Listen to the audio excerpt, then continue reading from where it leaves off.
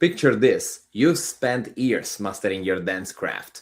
You know more about ballroom dance than 99% of the people in every room you go. Your students respect you, your peers respect you, but every few months, some students still leave. And you replay in your head the last lesson, the last few communication, and you start wondering, was it something that you said? Maybe the information was not good enough, or should you have pushed harder? Here is what nobody really tells you. It was never about the information. This is something psychology has shown us over and over again. People don't live because of what you know. They live because of how they experience what you give them. And once you understand that, everything changes. Stay with me, because once you have seen this, you cannot unsee it. Most dance teachers believe that their value comes from how much they know, how much they explain, how many corrections they can give. But the problem is, more information does not equal more value. My father is a psychologist, and when I was a kid, sometimes we used to have some conversation about the human mind and how things happen in our brain. And till a very young age, my father was able to explain to me that basically the learner, when the learner is overloaded with information, their ability to process and retain actually decreases. So when you give, let's say, 5 corrections instead of 1, you don't really increase the value, you decrease the clarity. And that's a big problem. When clarity disappears, then also confidence disappears, and the communication is not quite there. And by the way, if you're a professional dancer, ballroom dancer, who feel like you are doing everything you can, but you still kind of struggle with the student retention or with the growth, maybe you notice that some students leave you to go to other people, other teachers, and you don't really understand why, I offer a free Dancepreneur strategy session where we are going to look actually at your teaching and business model, and we will identify exactly where this breakdown might be happening in your case. So you will find the link in the description here below. So you're welcome to join your free Dancepreneur coaching session. The real issue is not your knowledge. The real issue is the misdiagnosis. So one of my coaches, Jeremy Minor, he created this system called the NEPQ, which is basically a system that is built around behavioral psychology and human decision making. And the main concept that he managed to teach me is that people only value solutions to problems that they clearly feel and understand. So if the person you are helping doesn't clearly understand how your solution fixes their problems, you are basically not doing a good job as a guide. And I've seen this happening lots of time in this industry, and I've done this mistake myself for a long time. So most teachers are giving solutions, right? We learn all these skills for so many years that when we have a student coming to us and that student is struggling with something, sometimes we realize very, very quickly what's the solution for that student, what that student is missing.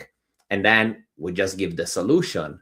And most of the time, what happens is that that solution doesn't seem to work right away, or the student, in some case, even seems like it rejects it.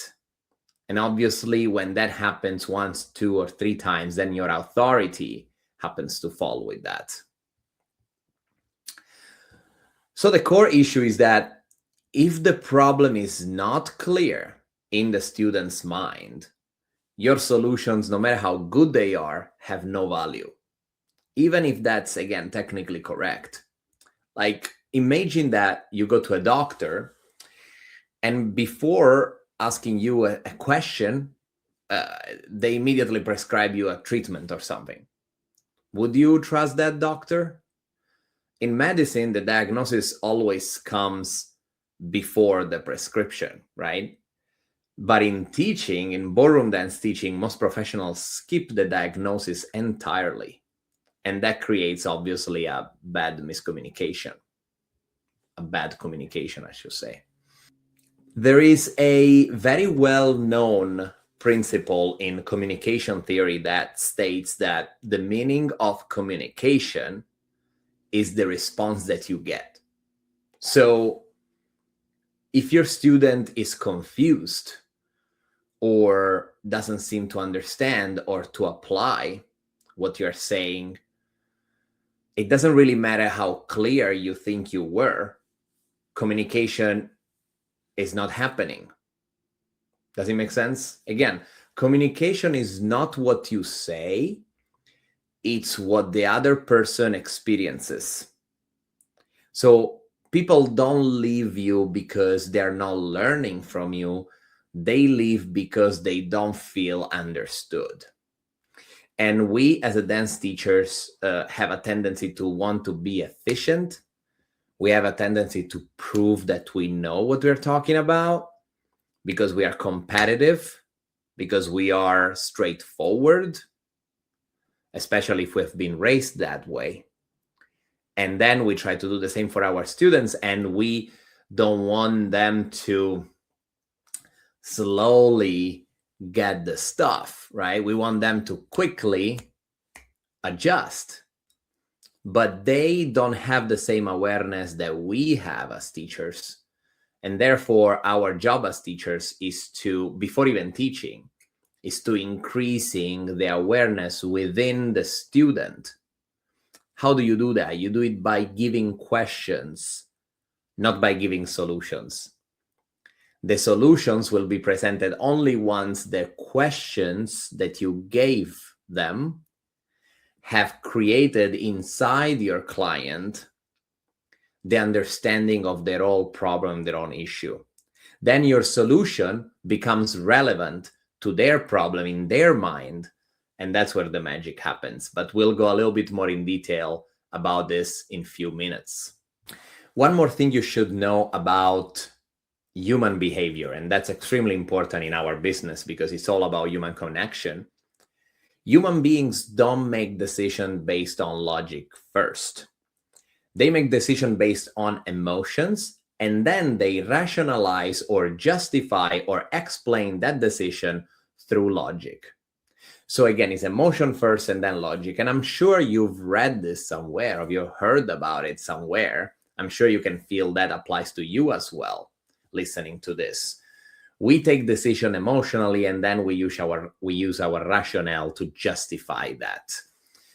There are actually research in the human behavior world that explains that. So without an emotional engagement, people actually struggle to make any decisions at all. They just don't take decision. They feel stuck. So if your student doesn't feel progress, doesn't understand how she or he is fixing little problem one by one and building these bricks, they won't stay. Even if they are improving technically, eventually they won't stay. You are building, when you do that, you're building a strong technical foundation, but you are not building the awareness that make this foundation usable from your student. That's very, very important. So it's like you make a castle of brick without using cement to keep it together. So give your student the bricks with your technique and your knowledge, but it's your student that have to put it all together with the cement in this very silly metaphor. And you have to help your student to do this because your student doesn't know enough.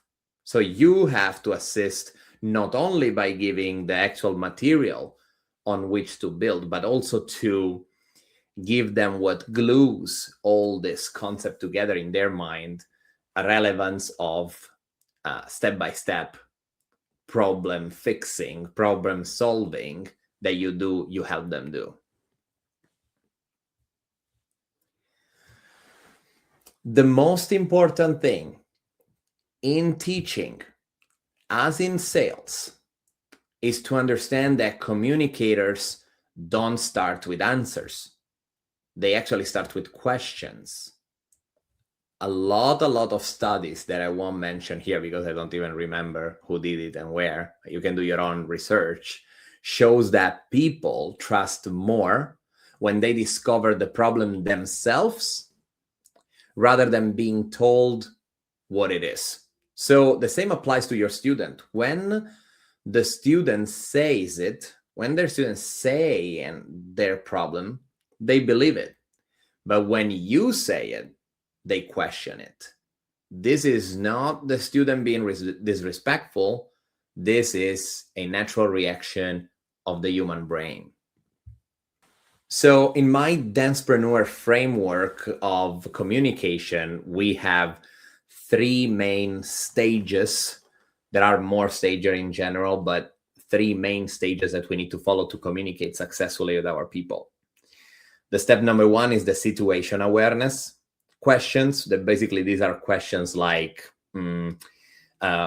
what do you feel that is not working right now? Or, what's your current situation, or what you're struggling with? What do you feel the problem is? So this is those are questions that bring the student into inner work, and they have to understand and to speak out loud what it is that is not really working.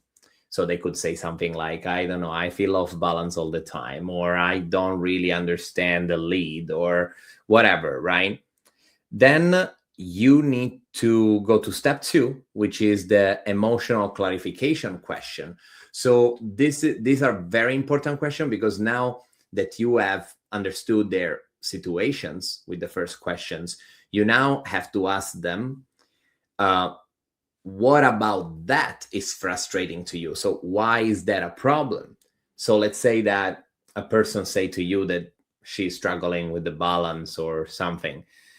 We sometimes assume that struggling with balance is a bad thing, and we are right, obviously it's a bad thing, but we don't understand why it's a bad thing for this person specifically. So we need to go ask and say like, what about that is frustrating to you? Like what it is that you don't like about that. And then they say something like, well, when I feel off balance, then I get tense, and then I'm not able to do my own actions, and then I feel judged, and I feel like I'm upsetting my teacher, and I feel like people are thinking bad about me, and so on and so on. With this stage 2 of the emotional clarification, you actually end up knowing a lot about your student, and you want that. The more you know the student, the more you will be able to help her or him. And then you go to the step 3, which is the precision correction kind of stage, which you now have enough material to take one of your solution that address this specific issue. Now, in that communication, you were able to connect that in the mind of the student. Now she connects that pain that she or he is feeling to your solution as the vehicle to then get to the point where that problem will not be a problem anymore. So if you don't do the things in this way, what's going to happen is that all your solutions seems meaningless and seem valueless. And so a teacher that is less good than you might end up doing a better job just because maybe knows this stuff, or maybe has a character that somehow makes the student feel more heard and more understood. So again, stop giving a lot of answers and start giving a lot of questions. And then you just go with one specific solution to the issues that they speak to you. And this is exactly what we help dance professionals implement inside the Dancepreneur method. So not just better teaching, not just better sales skills or marketing skills, but better communication, better structure, and better systems so that you can grow your status. Because at the end of the day, I do believe that we can only get what we are. Like, we need to be a bigger person so that we can get more things, so that we can attract more beauty and more and better situations in our life. If you'd like to help identify where your communication or your structure might be limiting your results, you can use the link down below here in the description to book a free strategy session with me. So I'm looking forward to speak to you about this. Now, when a student feels understood, guided, and feels the progress happening, you trigger what the psychologists call perceived progress, which is one of the strongest drivers of motivation. So if you're able to make the person in front of you, your student, quantify also the progress that they are going through, they don't just stay with you, but the tendency is that they will invest more, because people don't pay more for more information. They pay for more clarity and for better guidance. They pay for you to fix their problems. And that's what we really need to get understanding. So again, retaining the student, it's very important. It's amazing, but you have to retain the right way, because if you do retain the student the right way, you also open the door to upgrades. You open the door to bigger opportunities, bigger possibilities, that of course corresponds to bigger income to you, but more importantly corresponds to more impact that you give on other people's life. Let's remember that as dance teachers, we do so much for our people. What we do represents often a big life change to people. We need to be aware of that. And it's a huge responsibility. And that's why we need to do it professionally. And that's why we need to do it with the highest work ethics you can imagine. And that's why, if you do it well, your people will be grateful to you, and you will be grateful to yourself for doing it the right way and building a real business around it that changes people's life. So if you are serious about building a dance career where your students stay, they grow, they invest in long-term stuff, I invite you to book a free Dancepreneur strategy session with me. We'll literally look at your teaching approach, your client's experience, and your business structure, and we will identify exactly what needs to change to create more stability, more income, and more freedom. The link is right below this video, so make sure you reserve your spot. The future of successful dance professional is not just technical excellence. It's understanding how people think, feel, and how they take decisions. Because at the end of the day, students don't stay for information, they stay for transformation.